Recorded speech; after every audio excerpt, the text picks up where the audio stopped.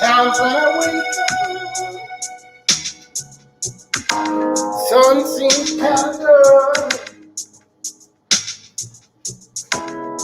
My head is spinning in circles.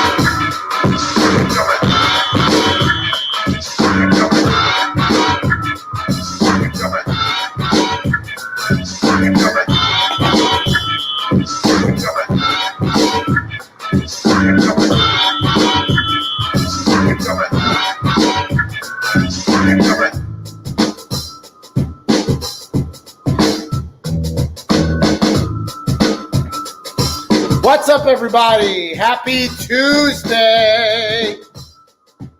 Good to see everybody here. Welcome to the Tuesday Night Live stream. I'm your host, Chris Q. Murphy, and we are here every Tuesday night to sing songs and talk to songwriters about songwriting and songwriting adjacent topics. It's so good to see you here for the 11th Tuesday in a row. Thank you again to my special guest, Elisa Flynn, last week. We had a fantastic conversation, just twitching on down memory lane, making me play some old songs I hadn't thought about in a minute, and I deeply appreciate it. Thank you, Elisa.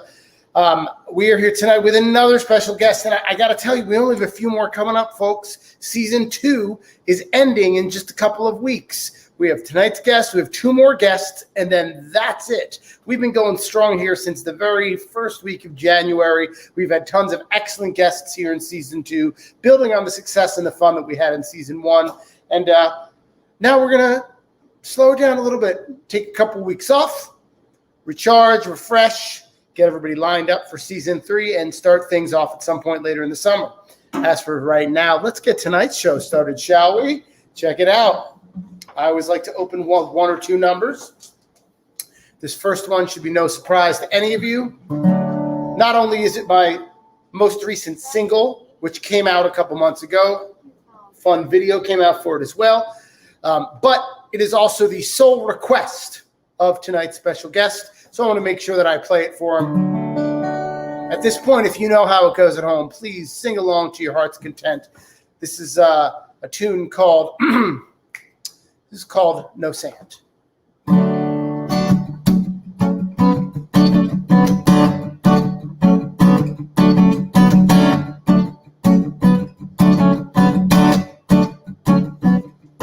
It was sooner than I thought it was gonna be, but somehow sadness still got the best of me.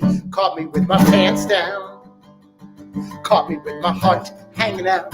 And in the moment when I owed an apology, I looked down and my pockets came up empty. I guess I'll have to pay for this in blood. Man, I hope I still have enough.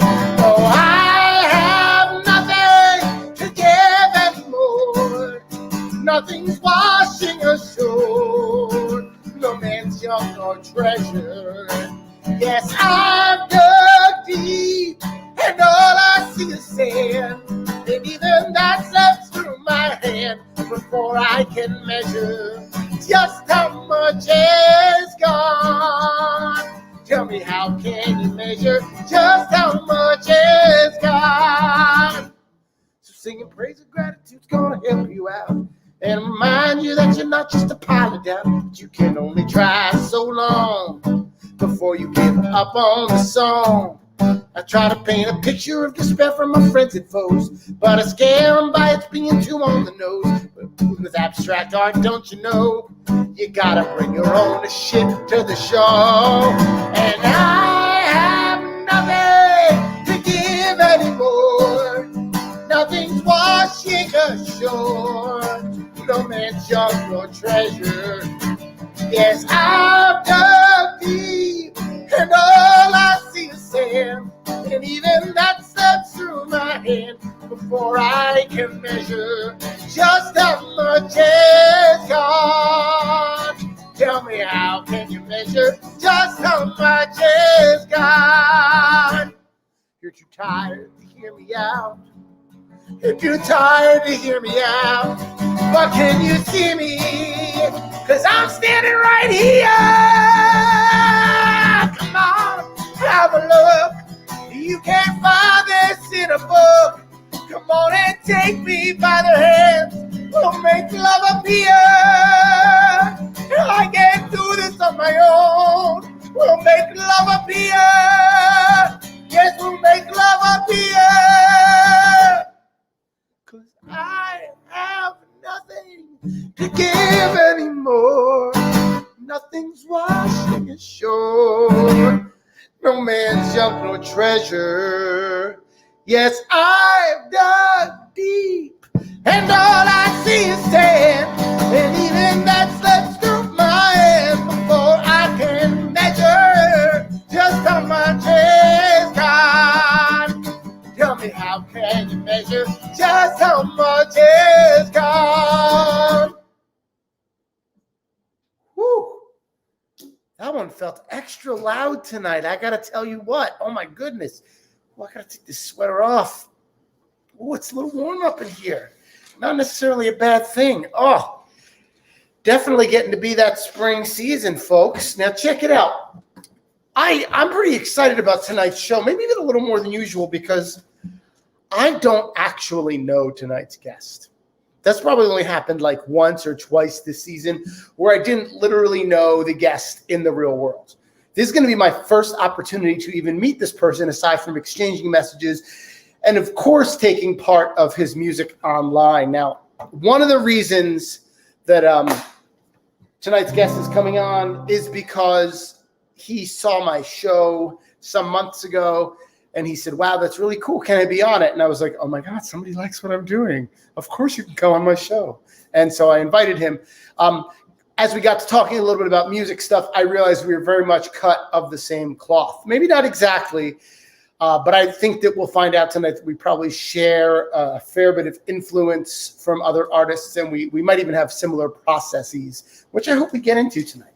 We are both totally into, like, I like to call it the post-American songbook pop song form, popularized by groups like the Beatles, like so many of the writers of the Motown stable of songwriters. It's just kind of been the standard for writing pop songs for the last 60 or 70 years at this point. And there are still people plying that trade. It's the reason that people still get excited about people like Billie Eilish or Bruno Mars whenever they do anything, because regardless of how they're marketed, regardless of whether you like or don't like the tone of their voice or their production choices, the songwriting is very much in line with a lot of the traditional pop songwriting of the last 70 years. And I think that's something that tonight's guest and I very much see eye to eye on. At least we'll find out. Maybe he's going to think I'm a fucking dolt and make fun of me the whole time for it. I don't know. It could go that way too. But what I will say is this. I played one song as per his request. I'm going to play another song that I think comes from that same well of power poppy goodness. It's a song that I wrote many years ago. It's a song that I have played for some people, like in informal events, but I don't think I've ever actually performed this song at a gig before. I don't want to say this is like a world premiere, but it might be. I don't know. It's one of those songs that I wrote that I've thoroughly enjoyed for a long time, but nobody else has really enjoyed as much as me. So I'm going to go ahead and try singing it for you.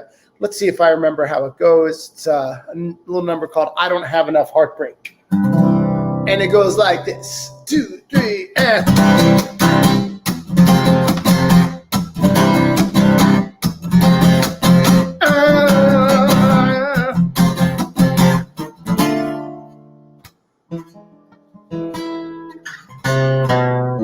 Every step I take leads me in the right direction.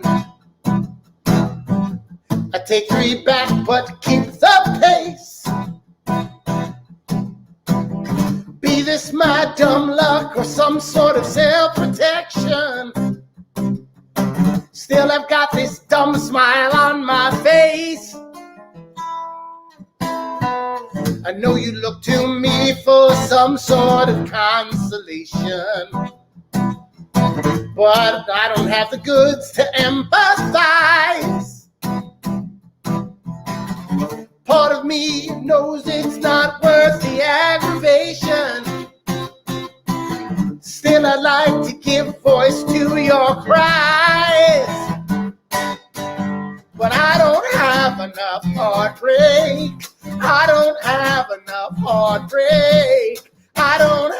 enough heartbreak.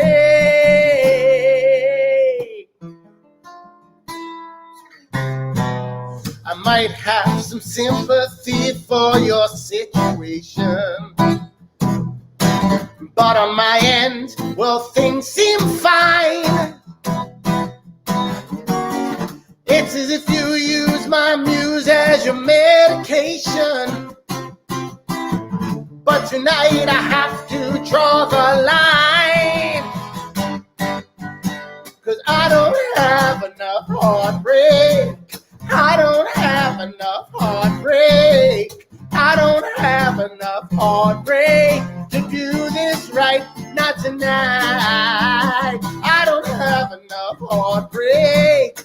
I don't have enough heartbreak. I don't have enough heartbreak. If I could bring you solace with a song, I'd play it loud enough to heal the wounds of all the love lost victims in this crowd of people standing here and hoping that I'll help them through their hard times. But if faking it's a crime, you've got the wrong guy. 'Cause I don't have enough heartbreak. I don't have enough heartbreak. I don't have enough heartbreak to do this right, not tonight. I don't have enough heartbreak. I don't have enough heartbreak. I don't have enough heartbreak. I don't have enough heartbreak.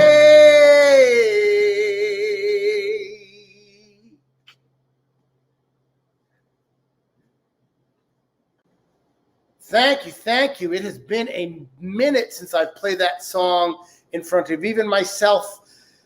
And like I said, that might be the first time that I've ever played that song in front of anybody aside from people in my bands that deemed it not good enough to play with those bands. I don't know for sure, but I'm excited I got to play it tonight because it's very much, I think, love it or hate it, it's very much in that kind of classic pop / power pop vein.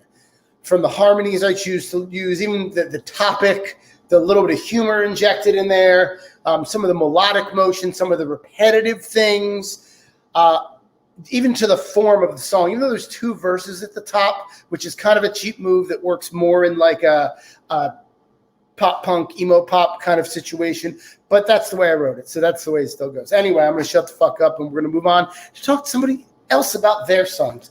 Now, like I said, this is really exciting because I have never met tonight's guest before in the real world because I met them through this show, which is exciting in a totally different way.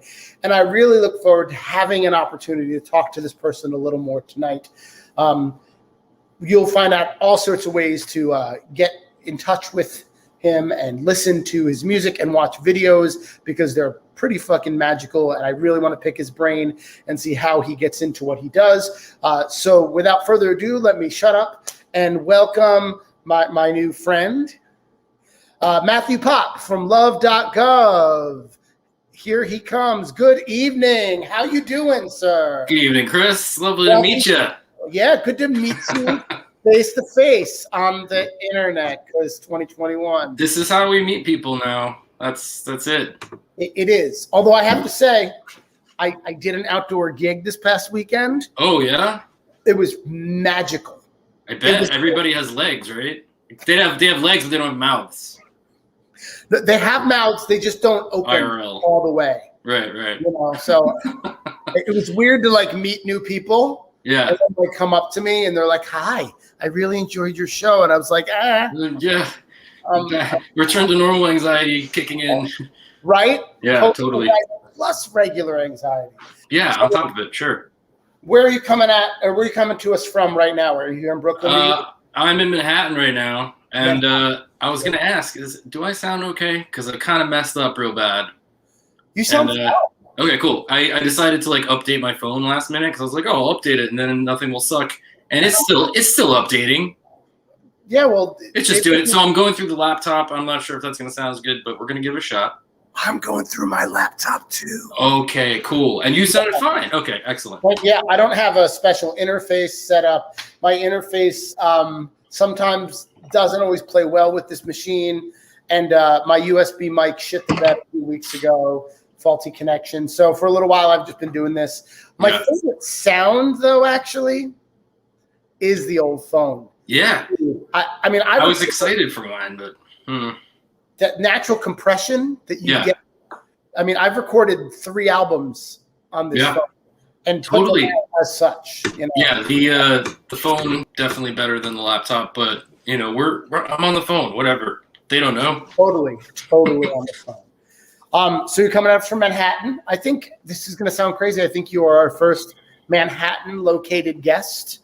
Yeah, I'm temporarily crashing here in between Beacon, New York, which is where I was, and next stop JFK. Just waiting for that second shot. Oh, word! Where are you headed after? Where are you headed from JFK? Everywhere I wanted to go in 2020 that I wasn't allowed to go. So the list is long. When is your second shot? May 3rd. May 3rd. All right, that's coming up, dude. It's coming up very, very soon. That's really good to hear. Yes, please get out there and bring the world your magic. I need to. So you are going to get to go. Where were you planning to go in 2020? Give me like a couple of places that you didn't get to go. Well, we so LUV.gov has a bit of a history now in Edinburgh, Scotland. We toured a lot in UK. We made our first album there. Our producer's there. My publisher's there. So that's the first stop, definitely, because it's been a while. And then a bit of mainland Europe, just like messing around, and I got plans. But yeah, that's the first stop. Awesome. That's exciting. Well, I look forward to hearing that. I know that you guys have been working through the pandemic on a new full length, I think. Yes. And, hopefully you'll give us some new news about that a little while later. Sure. But if 2020 hadn't have gone down the way it did, would you have been touring? Would you have been in like an album cycle? Like where would you have been at? What would you have been doing? I think the record would have absolutely come out probably even early or mid 2020, and yeah, I think we would have been back touring the UK. I think we would have been back at Fringe, and just pushing the new release, and maybe even going to some new places. But I think our last show was January 30th, 2020, and we have not played together since. I know that feeling. It is not a great feeling. It's shitty. Yeah. Well, what have you done musically to occupy that time? Besides, we can chat about it later if you want. But besides working on the record from quarantine, personally, I haven't done any performing. I think early on I started to try and do the like live shows, but quickly just like felt really uncomfortable with it because you end a song and there's just like quiet. Where's the room of people? Yeah, it's weird, but you get used to it. It was just awkward. I was always having like sound issues, and I was just like, you know what? I'm cool. I'll try some new stuff, So I got busy just like taking online courses. I learned to speak some German, and then read a bunch of books. Yeah, I mean, it hasn't been a total loss, but nice. It is lonely. I can imagine. I'm so sorry. It's lonely, ladies. It's lonely. You hear that? You can meet him in the bathroom after the show. Me and Julian. What was your best read of 2020? Oh man, I have to think about that. I got like, people are always like, "Oh, you must be so depressed." But I went on a big like Russian lit thing. I went down a big Russian lit hole, and I got super into like Dostoevsky's like weird random short stories. Okay. So in Russian or in English translation? Oh, in English, yeah. Okay. I'm not quite there yet. my wife reads like high fantasy and almost exclusively depressing nonfiction. So there's no shame here in the moment. That's okay. What she reads. Cool. She reads a ton of titles every year, and I look at them sometimes and I'm like, man, this is your downtime, babe. I'm not judging you. I love you, but yeah, shit, I couldn't do that. Yeah, you'd think I go to some like super happy stuff during the pandemic, but no. I read quite a few books on other pandemics, so that was nice. Oh, I can get with that though. digging in deeper. I like that. I wanted to know how it ends. I'm not going to tell anyone. Good, because that's how my show ends too. I won't tell anybody, otherwise they'll stop tuning in. That would be terrible. So, have you written much this year? Have you written much new? It's okay if you haven't. I did. I had like a big burst of writing at the beginning of the pandemic. I was writing a lot about it, about all the craziness, the turmoil, and everything, and we started getting to work on finishing up the record, and I just kind of stopped. And I've actually been writing other stuff now. I've been like kind of writing poetry and short stories and stuff. Oh, cool. So yeah, it was a really rough year making this album from quarantine. So I'm like kind of on the music break's been nice. It's been nice to try some different stuff. Well, I'm sorry to pull you back in. No, hey, this is cool. I'm psyched for this. I'm really excited to get back on stage. Like, don't get me wrong. Man, people, they fucking want it. I have to say, I've played 2 outdoor shows this season so far. Yeah. And the response has been really, really different. I bet. You know, I haven't been playing my music necessarily. I have a trio that plays like a fun hodgepodge of like old R&B, old country, some Nice. folk and jazz tunes, and kind of good time party music.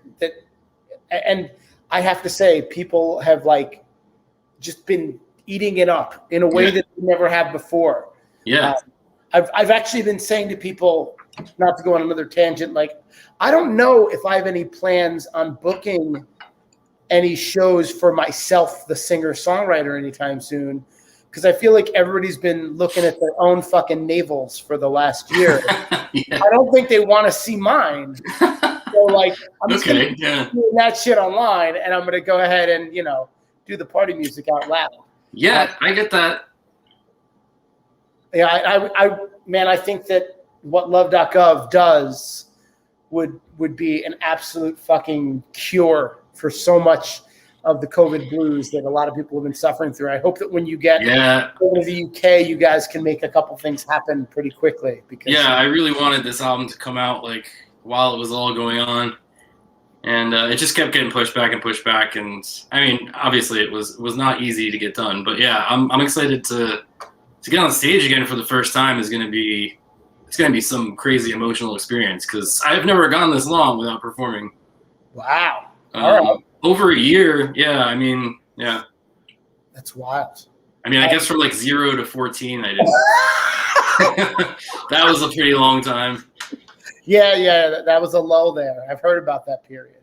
Are you going to play us some album stuff tonight, stuff off the new album tonight, or some of the stuff you wrote in the pandemic? What's the plan here? Yes. All right. I love to that. all of that. Yeah. Can you give us like 2-ish songs right now? Yeah. All right. So check it out. I'm going to get off the screen in a minute. Okay. Because nobody needs to see my mug while you're playing songs. But I'm going to make sure that you have some info up there while you're doing it. So people, you know, if they see, they know where to go and hear more of it. If you're just tuning in, folks, I'm Chris Q. Murphy. This is my Tuesday night live stream with my guest, Matthew Pop from love.gov. He's about to play us some material. I'm going to get out of the way and give him the stage. Ladies and gentlemen, Matthew Pop, take it away.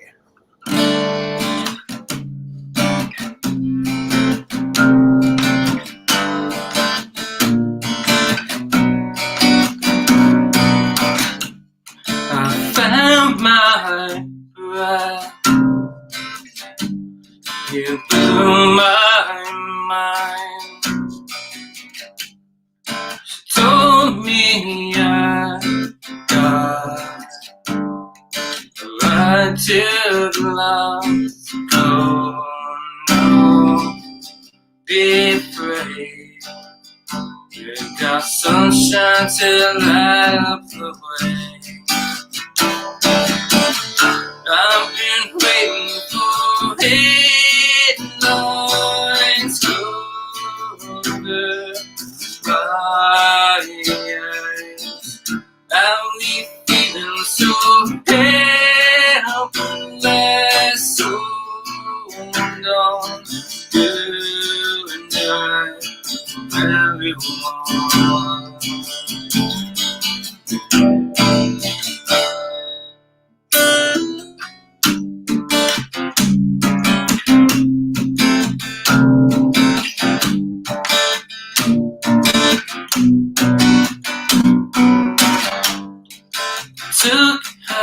a flight for 7 hours.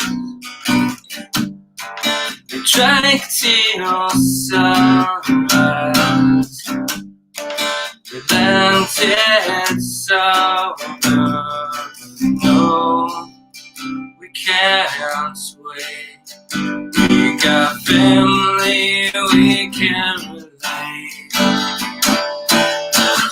I've been waiting for headlines over my ears. I'm feeling so helpless. Hold on tonight, everyone.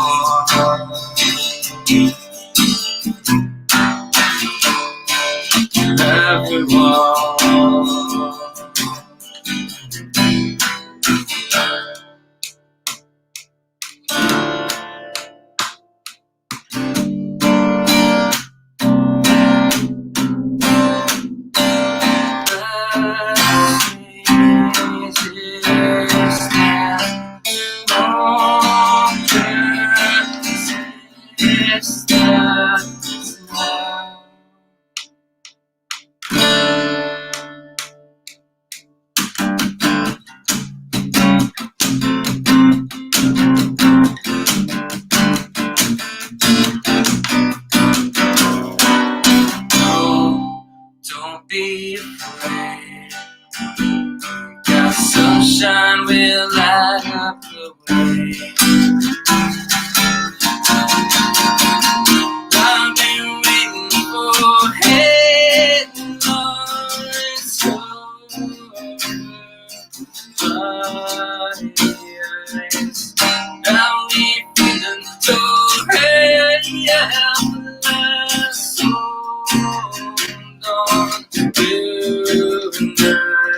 Tonight, everyone.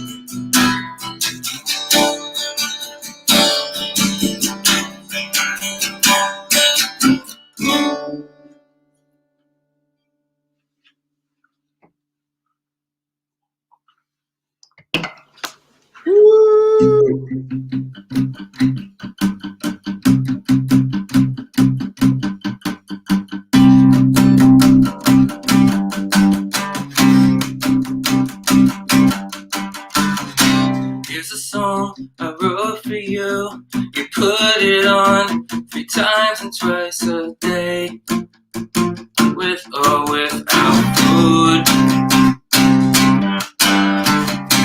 Are you ill? Can I make you soup? Send you flowers, tell you that I do still think of you. I'm going to steal your heart. Going to steal your heart. Yeah, I'm going to steal your heart. It's the very last thing I do.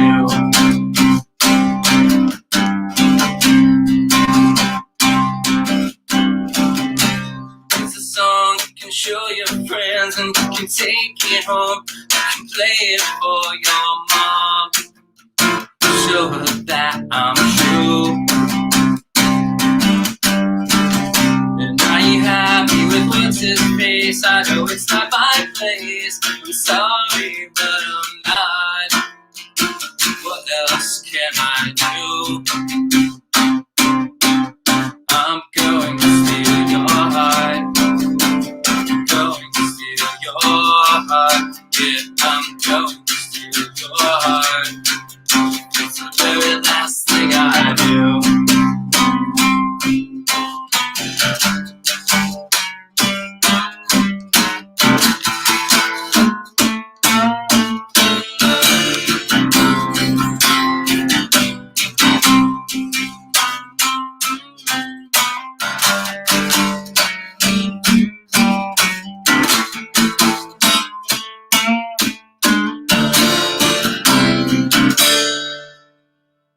going to steal your heart. Going to steal your heart. Yeah, I'm going to steal your heart. Going to steal your heart. Yeah, I'm going to steal your heart. Oh, you're going to break my heart. Going to steal your heart. It's the very last thing I do.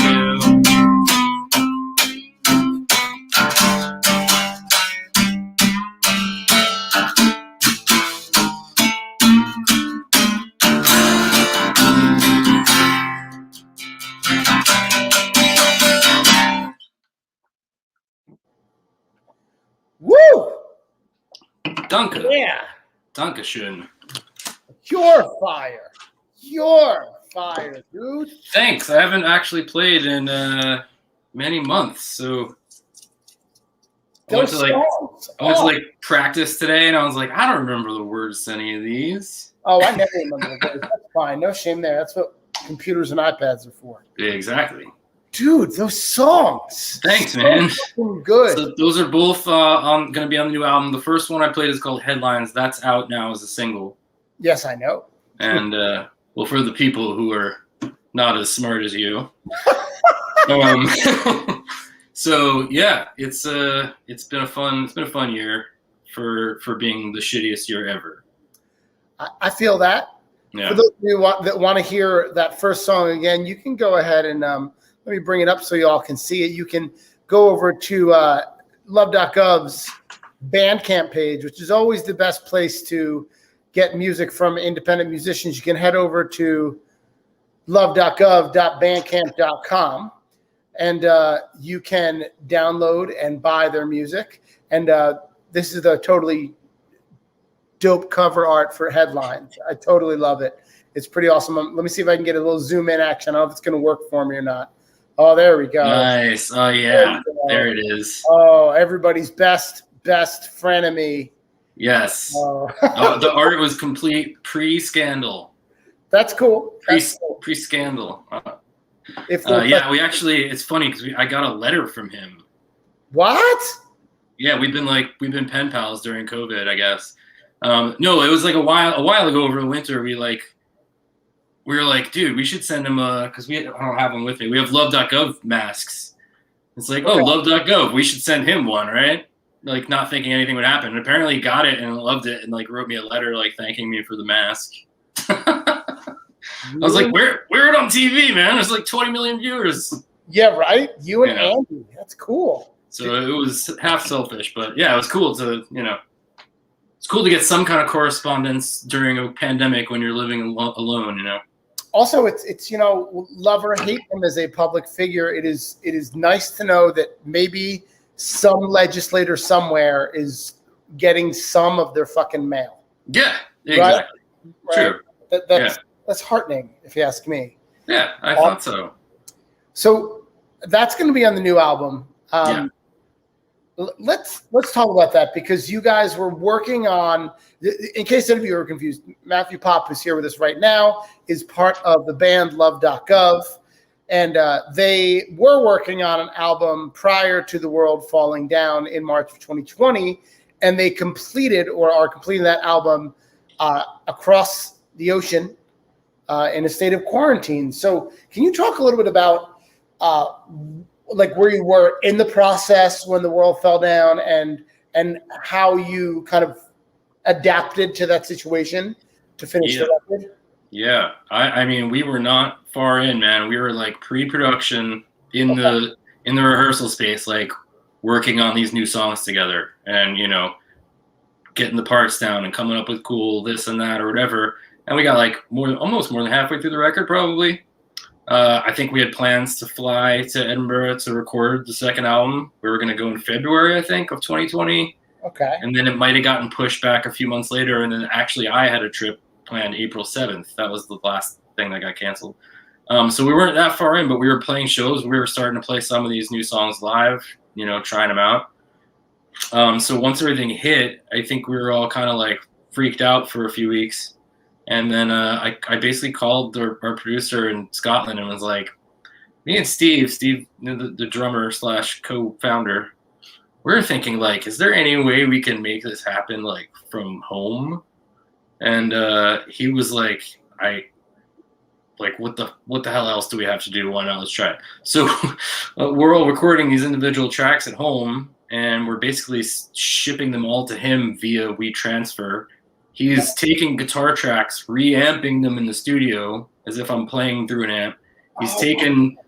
Steve ended up doing live drums in Brooklyn, so we shipped him all those. The guys did some stuff, bass, keys. We had a cello player in Istanbul. We had a violinist in Montreal. We had some extra piano stuff done, like London and Edinburgh as well. So, because at that point it was just like, well, if anybody can do it, we might as well like use some of our buddies who are like really far away. Why not? Yeah. I ended up just like sending all these tracks over to our producer Graham in Edinburgh, and somehow it must have been the biggest nightmare ever. Put this thing all together, and it sounds like an album. It's insane. Whew, yeah, I know. Really cool. I think we broke him. I think he's completely broken. I think he's quitting. If you had not told me that Headlines had been put together so piecemeal, oh yeah, imagine that the album version is the same as the single version. It's a slightly different mix. Yeah, I would have never known. No, you I would have wouldn't. thought that was a live rhythm section. Isn't that crazy? I know. It's unbelievable. I mean, I'm not gonna lie. It inspired me to run and try to do the same exact thing myself. Oh yeah. Yeah, I'm in the middle of doing a little something right now. It's coming out in a couple months. But nice. Yeah, it was. So now, were you already pretty adept with recording your own stuff? Or yeah. Okay, I think for the most part, but it's like 2017. We recorded the first album. We made it in 10 days. In 10 days, it was done. This took an entire year because I didn't have producer / fancy engineer over my shoulder going, this, no, this, no, this. And like, so there was like a bit of a learning curve. There was for all of us, I think. So there was a lot of, no, do it again. No, do it again. You know, where's your mic set up in the room? Can you make it smaller? Can you like hang blankets around the room like this and that? It was all like, it was insane because, you know, when you're not in the same room with somebody, he's just going and listening and saying, no, I can hear the room. Like, hang up more shit. Yeah. Do it again. And finally we got it right. I think we started doing some live mixing sessions together, sort of like this. And that was pretty much done last month. So now we're just kind of waiting for mastering. Wow. Yeah. I got to ask, what did you do in terms of having sat through so many mixes? Some of the decisions you make are so granular. Yeah. You know, you're like, do we want to bump 550, like 2 dB or 3? Yeah. And in your mind, it's make or break. Could you really hear on that level doing this online? Yeah, I mean, the stuff we were getting back, you could hear, but at the end of the day, it's like, this is the reason why we didn't just say, oh, fuck it, we'll make it in Brooklyn. Like, we trust this guy so much. At the end of the day, it's just like, all right, well, you know, this one or this, whatever you think, we're fine, because at the end of the day, I can't tell that much of a difference. So yeah, we trust him 1,000%, and I hope he continues to work after this, because I really think we might have killed him. Sorry, Graham. People in Edinburgh, we're out for Graham. What's Graham's last name, by the way? Graham Young at Chamber Studio. All right. I'm sure everybody's sleeping, but yeah. Anybody in or around Edinburgh tomorrow, will you please check in on Graham Young at Chamber Studio? Make sure he's breathing. Thank you. Because Love.Cov might have killed him, and they need him to produce albums in the future. Apparently, we do. He's our little Sir George. I mean, it sounds great.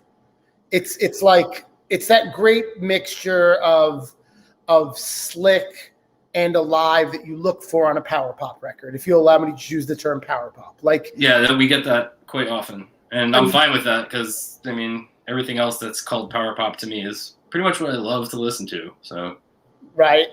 It's funny how different that term can get, but I love the guitar. work. It's surprising that they decided to reamp it over there, especially the day and age of having so much like great in the box potential.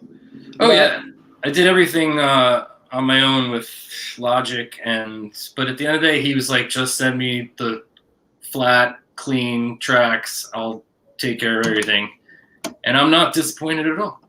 Wait, you were sending him a mic'd amp tracks, or you were sending him DI guitar tracks? DI guitar, but like no effects, just clean, no EQ, no panning, and he just. I know. And the same went with everything. The bass, the drums, the vocals. I know. As a guitar player. Yeah. How, I've never been pleased with the sound of a DI guitar in my life. And I imagine that most people aren't, because they know that it's going to turn into something else.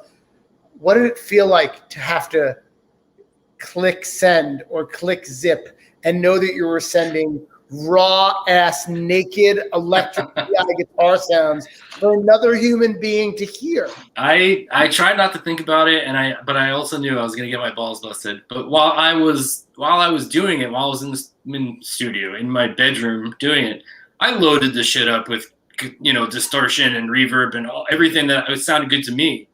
And then when I was ready to send it, I just clicked delete and then send him the the bare bones thing. And then he would go, oh, that's a little out of tune. I'm like, no, it's not.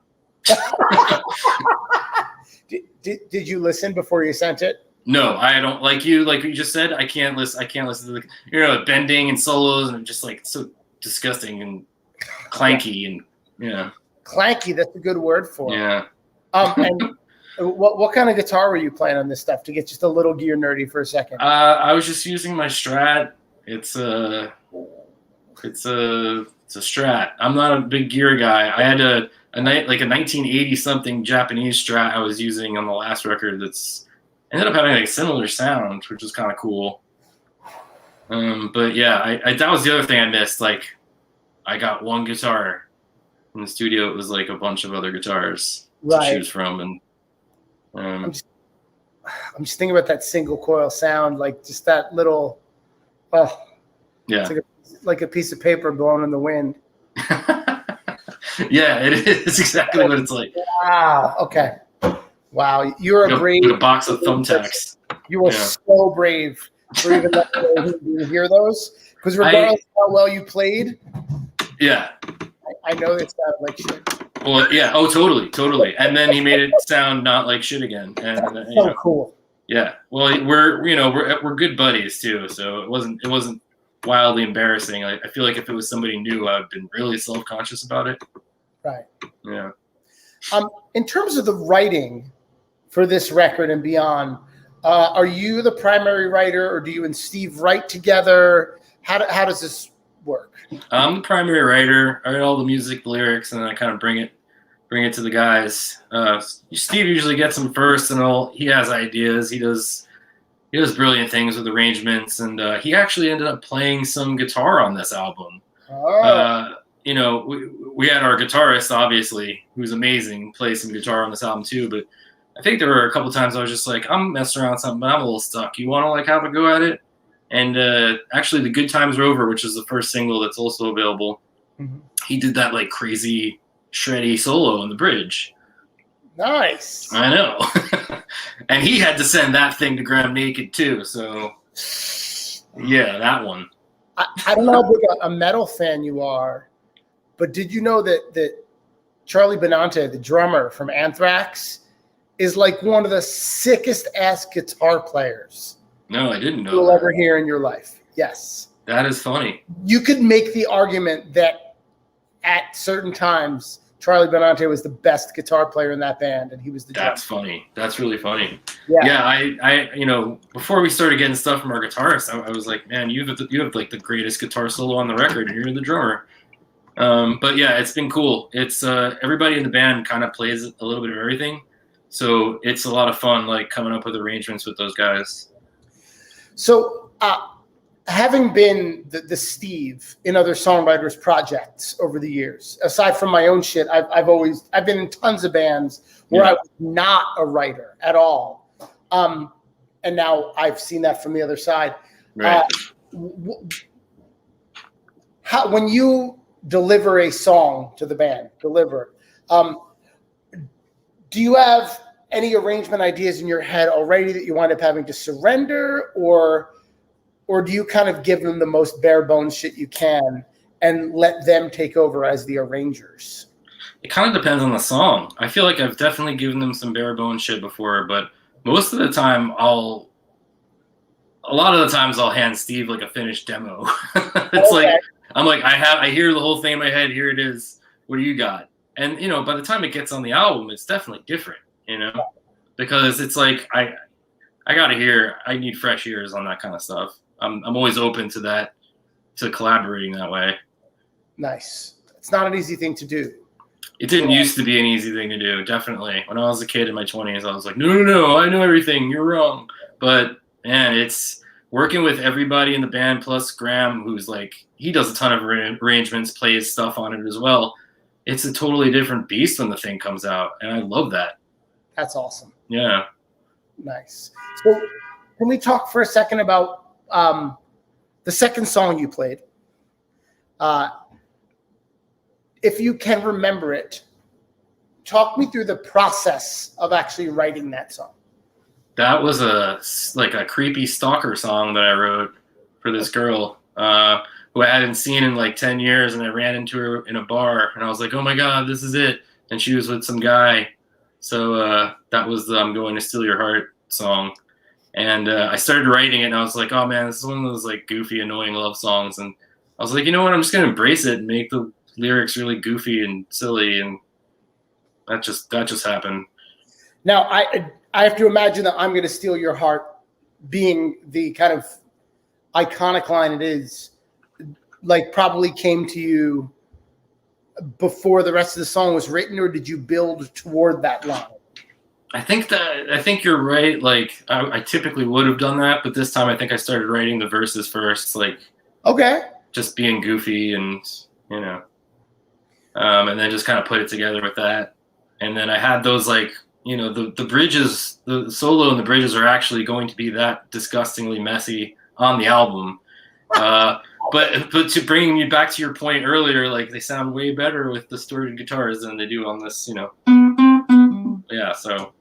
Yeah, but still, I mean, the great thing about those is much like the song itself, they're like disgusting variations on very recognizable melodic ideas. Yeah. And rhythmic ideas. So like you can hear that it's somebody like actively fucking with something that we would normally expect.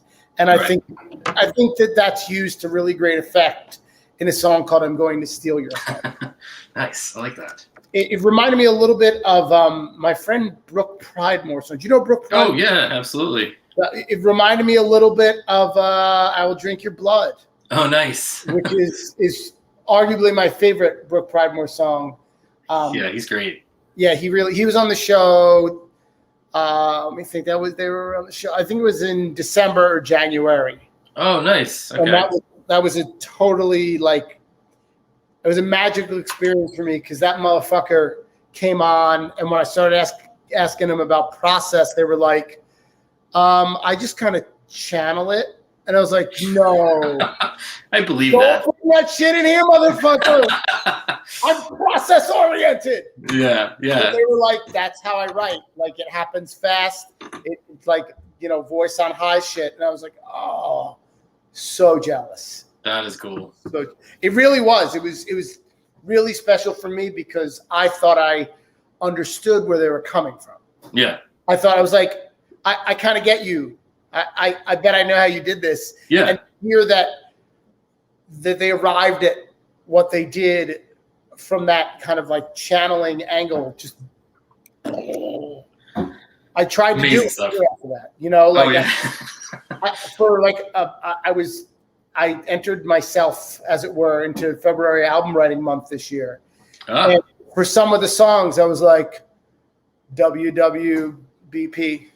D, what would Brooke Pridemore do? Yes. Like, Ooh, T-shirt. I just like sat down at the piano or the guitar, and I was just like, lyrics. Yeah. Oh, there's a melodic idea, and like most of it wound up in the fucking trash right away. But one of the songs actually did wind up getting. I did revise it. I couldn't go full Brooke Pridemore on it, but it got revised into something that I've kind of I plan on keeping around. So that nice. It was a nice little experiment. It is a fun experiment. Like stream of consciousness shit is fun. Just like I'm not gonna mess with it. However it came out is what it is. I mean, that's the we can't all be Brooke Pridemore, but that's true. We can't. I couldn't do it. Neil Young writes that way too. Neil Young's like editing. Yeah, Neil Young is not an editor.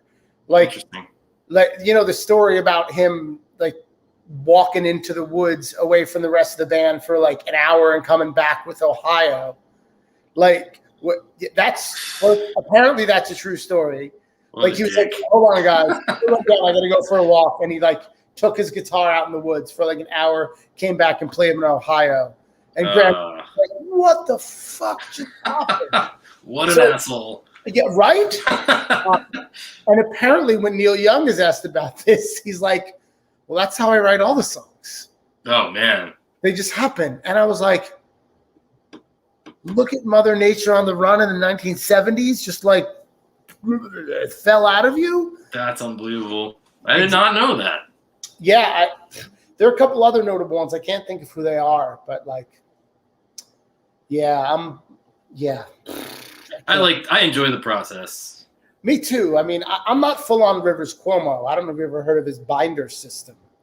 Binder system? He's got like, he's basically sat down and there's a handful of writers where he's just like analyzed everything they've written to death.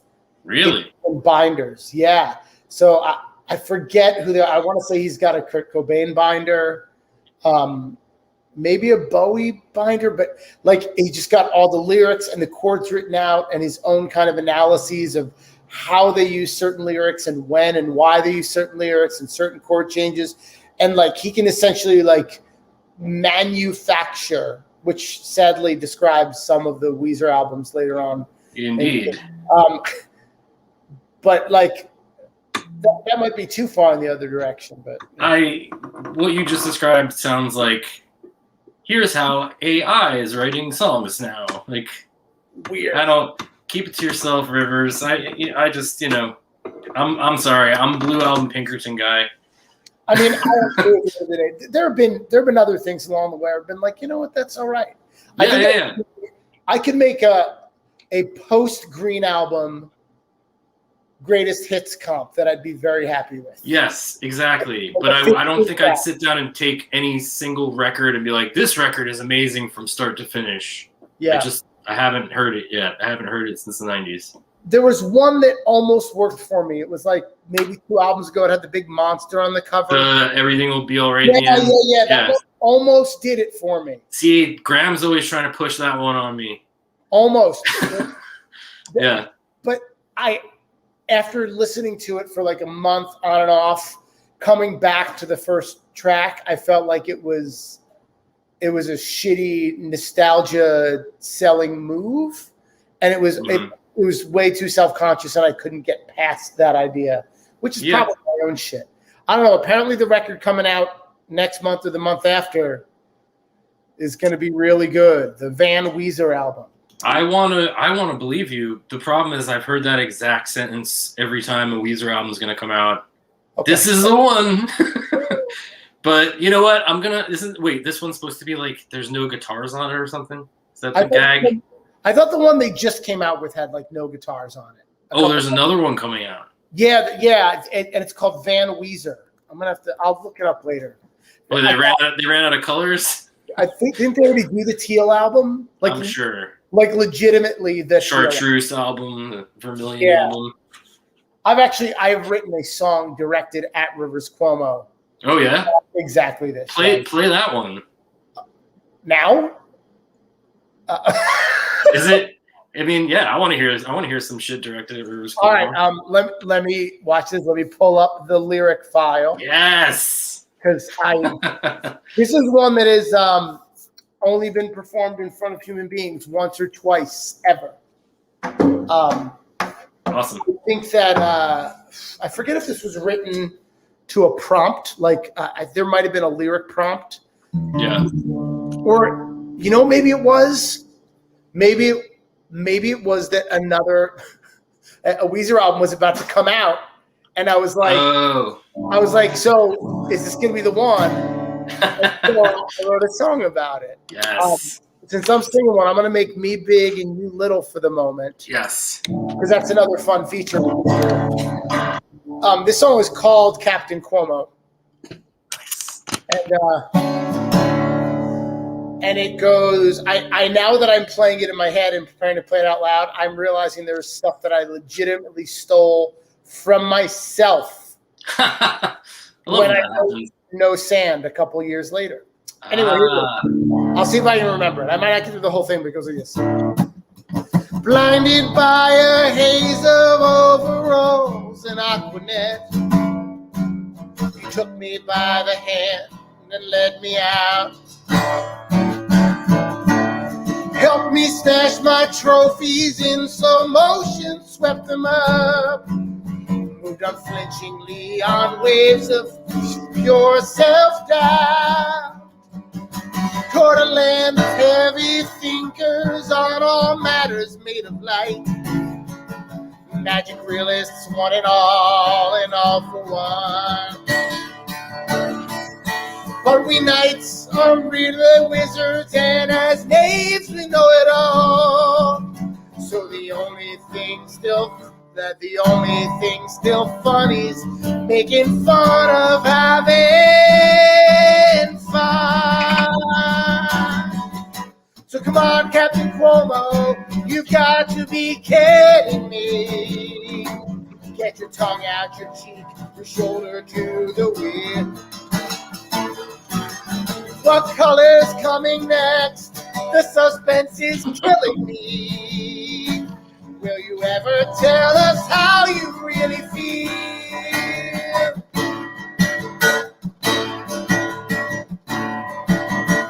Only untrained docents leave their tour groups out to dry, but lazy shepherds often lose most of the herd.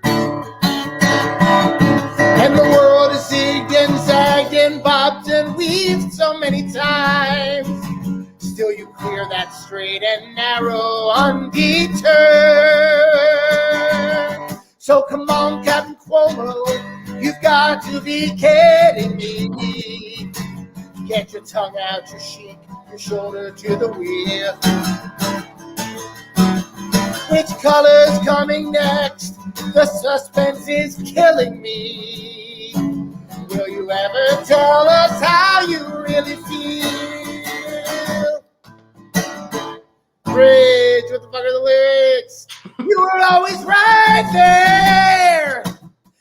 Even when I didn't need you, you were always right there.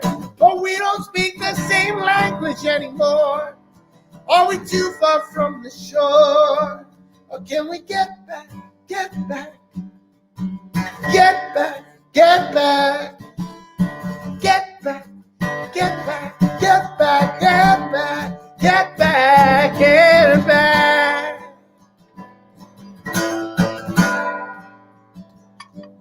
And I fear that if I found you further up along the road, bearded, bedraggled, beatific, half insane,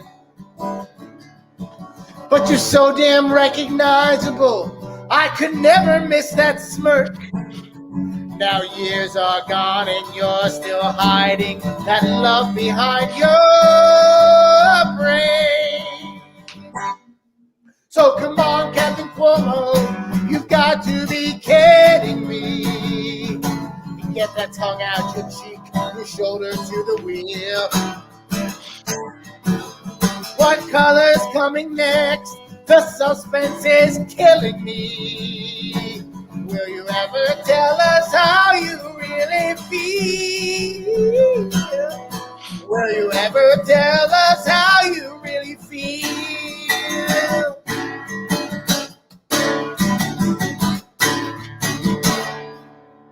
Yeah. Oh yeah. Thank you. Oh yeah. If my friend Gary's watching, that one's for you, buddy. He's hardcore Weezer fan. Okay.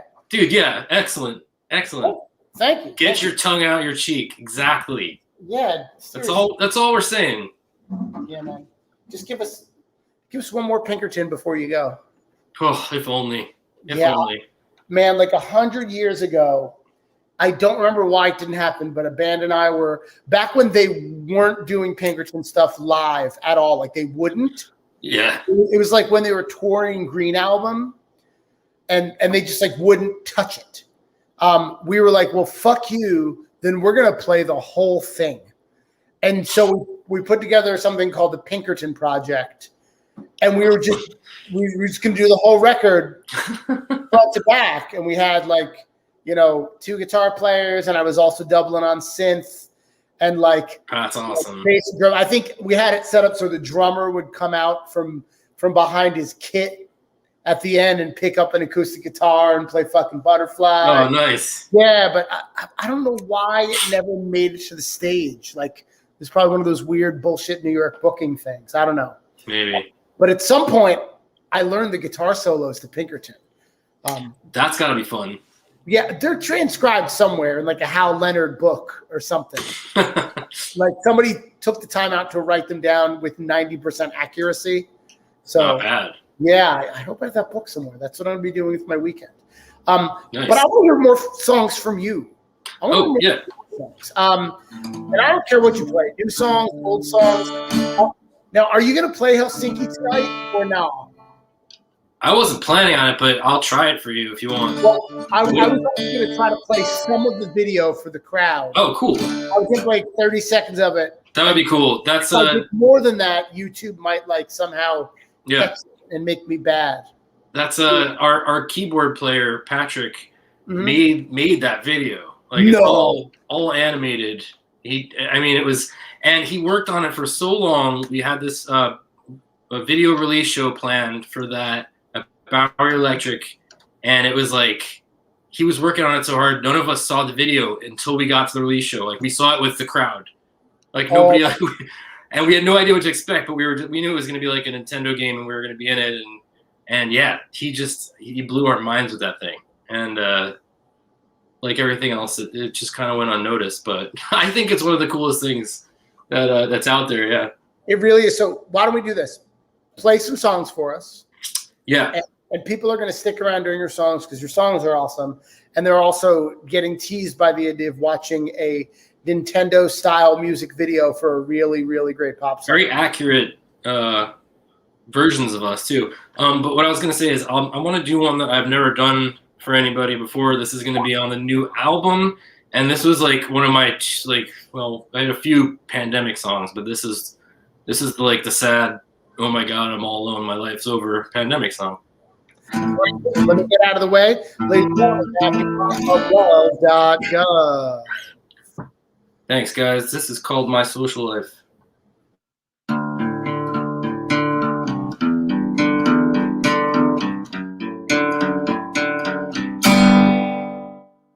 I found a way to be a good boy. Stay at home tonight. I'll dream about the governor's green light. And me and weeds and crows and rocks at post after midnight. You took a picture of my social life. Breathe.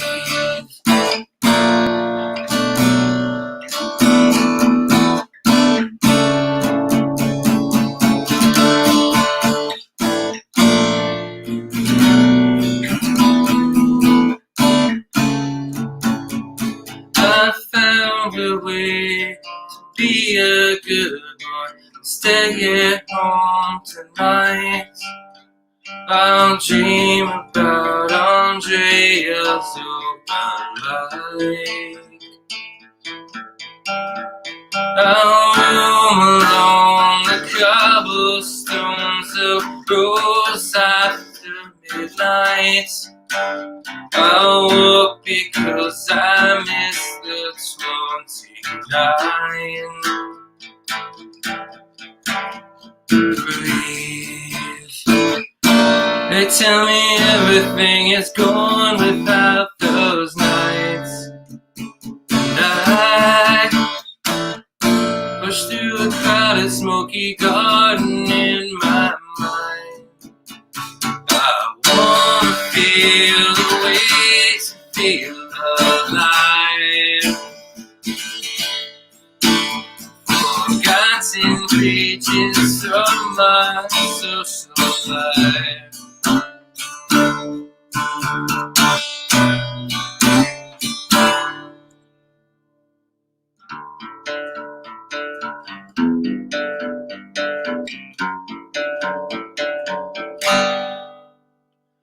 Breathe. They tell me everything is gone without those nights. And I push through a crowded, smoky garden in my mind. I wanna feel the way to feel alive.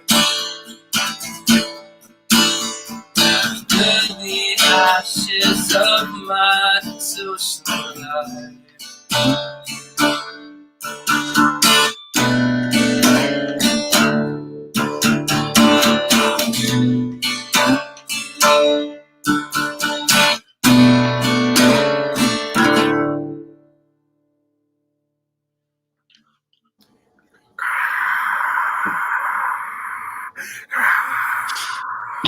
Thank you, everybody.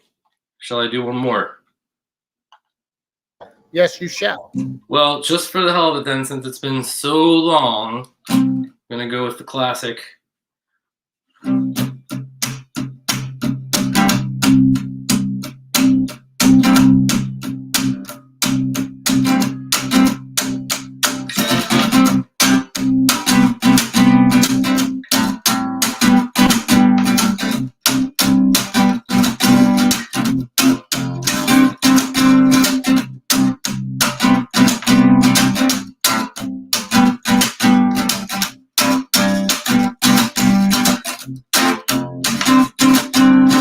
Stop, don't let go. I become the thing I dreaded from the time I knew I dreaded who I become. More inside, everything I ever thought I wanted, locked behind a door without a sign. I used to be the arrow to my life. Don't you think I got things for you? I love you. Even maybe I can write the hardest that I am.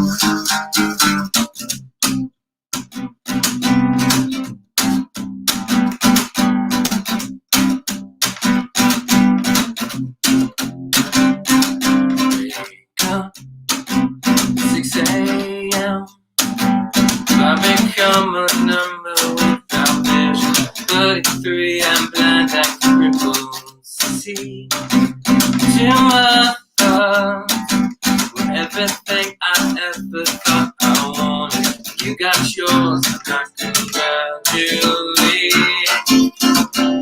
You should be the arrow to my life. Don't you think I got a thing?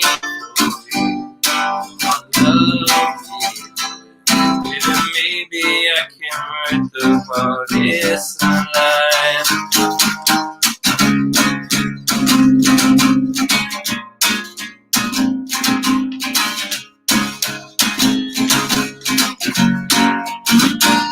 About this time, used to be the arrow to my life.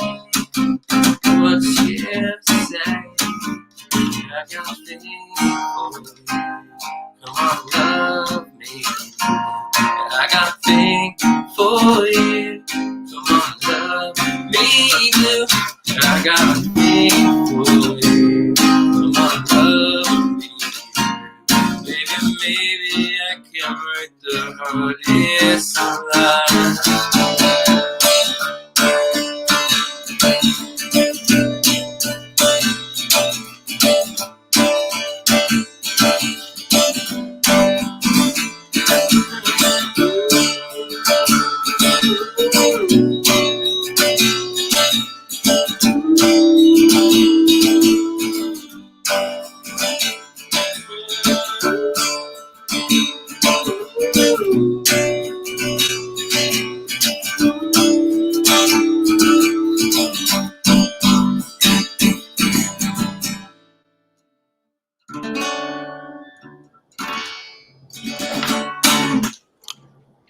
Yes. Thanks.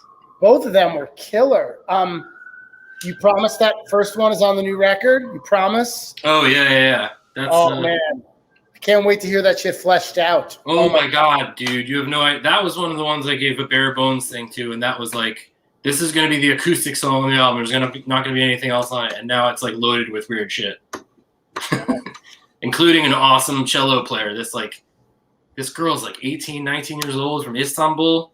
She plays a mean cello. Nice. Yeah, I'm psyched. That one would fit right in on like the second Fountains of Wayne album. Messenger. Yeah. R.I.P. Yeah. What a great writer, huh? Oh my God. One of my favorites. And yeah, so special. Wow. Both of those songs were so good. Thanks. I haven't played that last one in forever. That was our first big thing off the first album, the first music video we did, and that's an old one. I say old. It's 5 years now, I guess. That's an eternity in pop music, my friend. It's an eternity in COVID times as well. Oh. What was 5 years ago? The 80s? I think so, actually. Wait, I'm not sure. Well, I did promise the viewers that I would show them a little bit of the Helsinki video. That's awesome, man. Everybody that's out there, if you enjoy what I'm about to show you, you can go ahead and find this on the internet. Sharing links on the screen doesn't always work perfectly, so I'm just going to go ahead and, meaning like you'll have to go look for it on your own. So I think I got it queued up here. Let's see if I did it right or if I did it wrong. We'll find out in just a second, won't we? I think it should be right. If it doesn't work, take the cartridge out and blow on it. Yeah, do not adjust your television sets. We are not playing NES. We are watching a little bit of a video for a song called Helsinki by tonight's guest, LUV.gov. I'm going to go full screen on this. They don't need to see our asses. Cool. But if you want to do a commentary track, you're welcome to. I'm only going to play for about 30 seconds because I think the YouTube police will come and get me if I get past that point. Let's see what happens.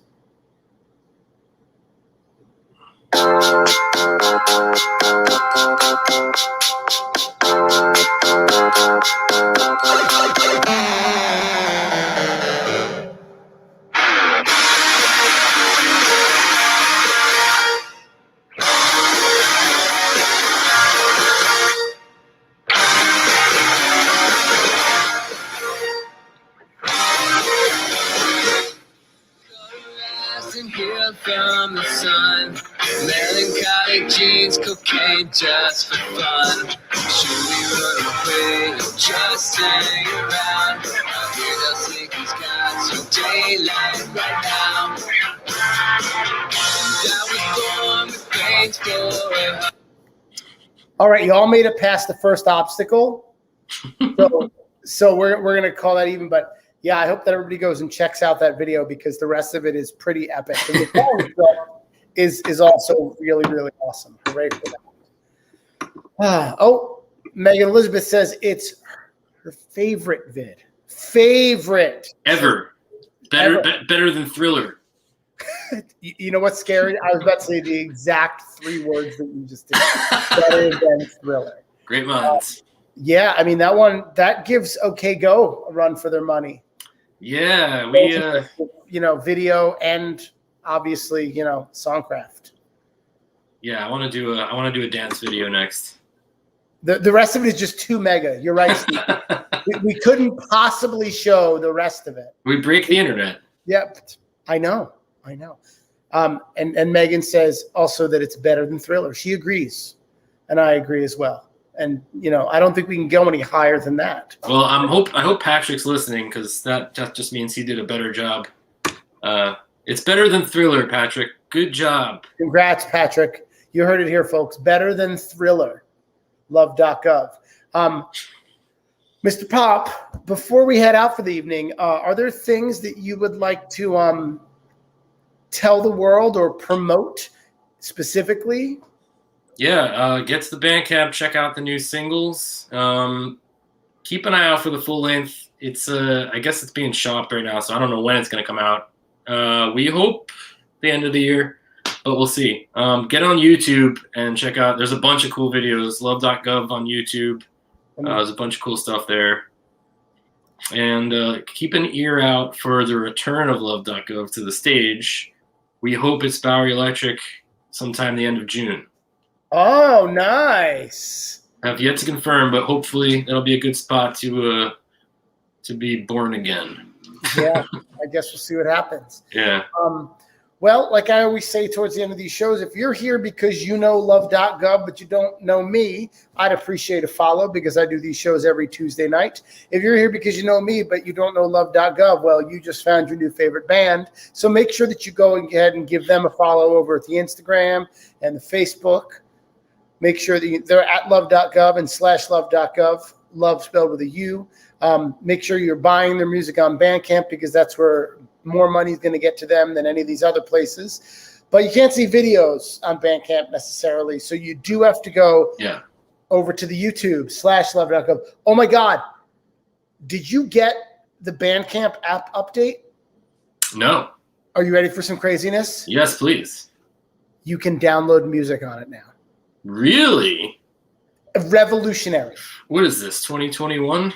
Dude, if they make it so you can buy music in the app, it's like I'm never going to say the word Spotify. And I'd love to never hear the word Spotify.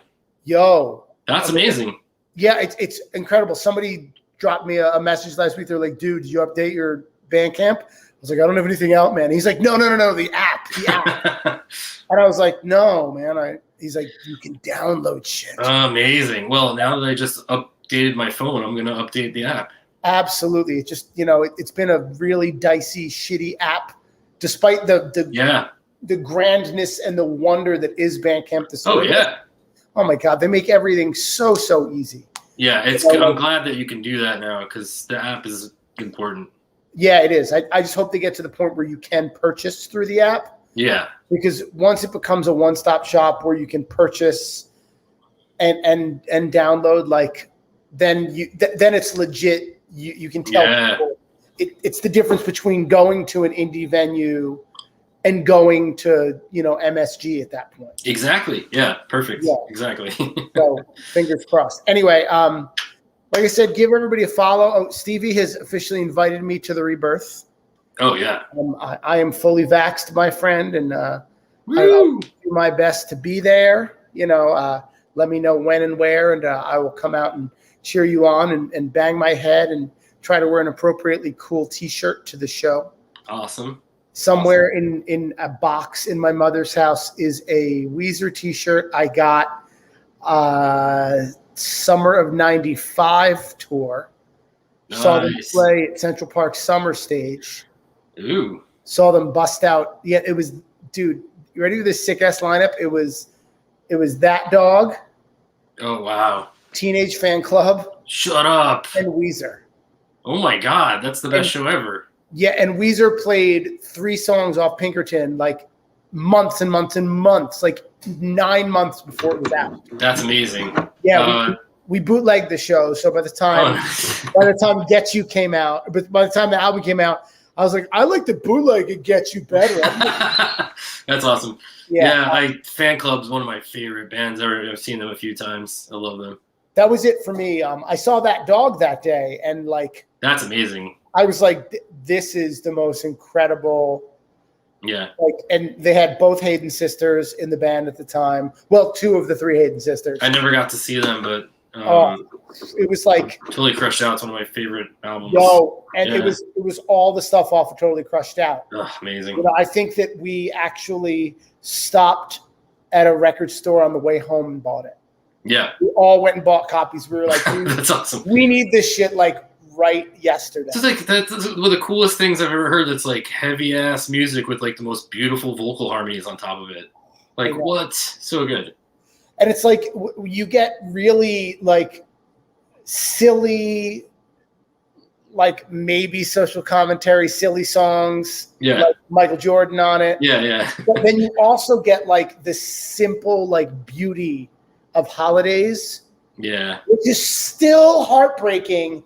Fucking almost 30 years later, I listen to that song and I'm like, oh man. And I'm like, even if your dad wasn't who he is, or your dad weren't who they are, you should still have all of the record contracts. Yeah, exactly. Oh man, I'm gonna revisit that one tonight, I think. Yeah, well, after I look at my old Weezer solo transcriptions, yeah, I will go and listen to some. And now I think we just started a 90s tribute band. Excellent. I'm totally in. All right, I'm in too, man. I used to do acoustic 90s guy shows. Acoustic 90s guy. Yeah. Do you mean playing 90s songs acoustically or like being the acoustic 90s guy? No. I playing 90s songs acoustically in bars and shit for money. Dude, they like the 90s songs. Yeah. In my other life as a cover artist, I'm shocked at like how well some of those songs still play. Yeah, it's big now. Kids that are, that were 2 years old when it came out can sing every fucking word of Say It Ain't So to this day. Yeah, just like I can do with the Thompson twins. Wow, you went there. Yeah, well, I'm trying to think what else was going on when I was 2. I don't know, Wham? What happened when I was 2? What came out when I was 2? Regatta de Blanc came out when I was 2. I'm a little old. All right. Anyway, Anyway, we should probably let the people go. For those of you still hanging out, thank you so much. I hope you had a good Tuesday. Thanks. I know that I did. As always, this is Chris Q. Murphy with the Tuesday Night Live Stream. I'm happy to spend it with you guys, and I hope you'll come back for more next week. Go ahead and make sure that you're following everything that love.gov does because it is awesome. I'll go ahead and do the end of the show screen here, and then we will go ahead and hit the breaks.